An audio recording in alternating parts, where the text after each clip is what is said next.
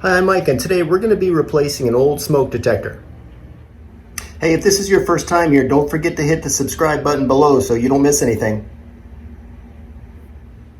Well, usually when you replace a smoke detector, there's usually one already there, right?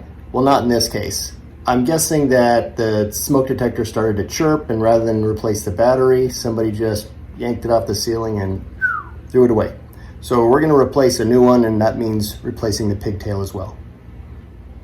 So usually when you replace a smoke detector, there's one normally in place. Well, not this time. I'm guessing that the smoke detector started to chirp, and whoever was there, just rather than replace the battery, just yanked it off the ceiling and got rid of it. So this is what we're left with. So normally when you buy a new smoke detector, if you're lucky, you buy the same brand and the new smoke detector fits into the old harness. Well, this old smoke detector that came off the ceiling was probably 15 years old and needed to be replaced anyway. So the harnesses are very different. You can see this one's very small.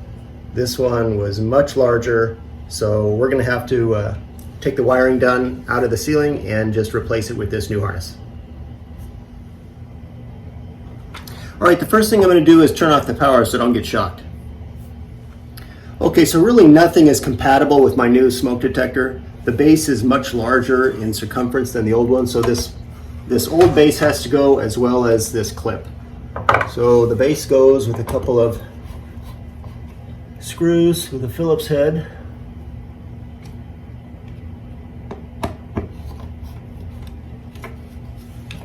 You don't need to take them out generally, you just slide that thing away. The heads remain. Now I've got the power off. So let's see where this is. There's the neutrals. Boy, these things are tucked way up in there.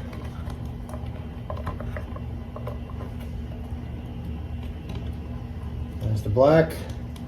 Now this word about this yellow wire. This was not connected. This is the interconnect wire. If the interconnect wire is connected, it means that if one smoke detector goes off, all of them go off. So that if one goes off on the other side of the house, everybody is alerted to it. That's not the case on this. On my new harness, the interconnect is represented by the orange wire, which is sealed. Generally, it's not used. Not going to be using it today. So we're going to take these off.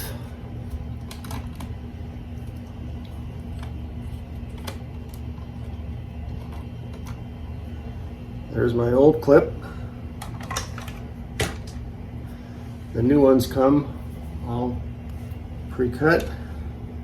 Pull off the insulation on those, and I'm going to reconnect them.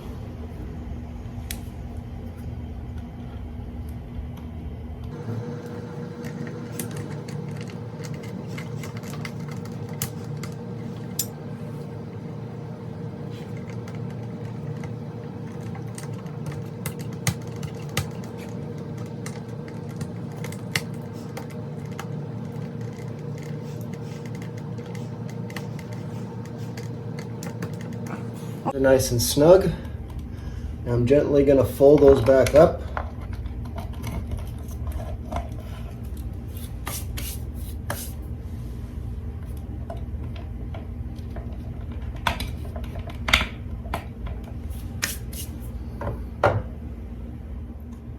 Okay, I got my wires reconnected. Got my new smoke detector battery. The base and the detector just twist apart. Base goes on first. Thread it up there, and then I still have the old screws in the ceiling. It's just a matter of lining up the holes. There we go, and tightening that down.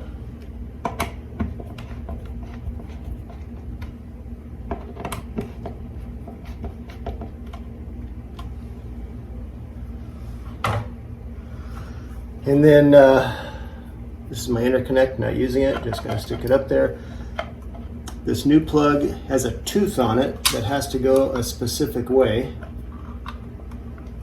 And so it just screws right in, or it doesn't screw, it just pushes into the back and it snaps in there.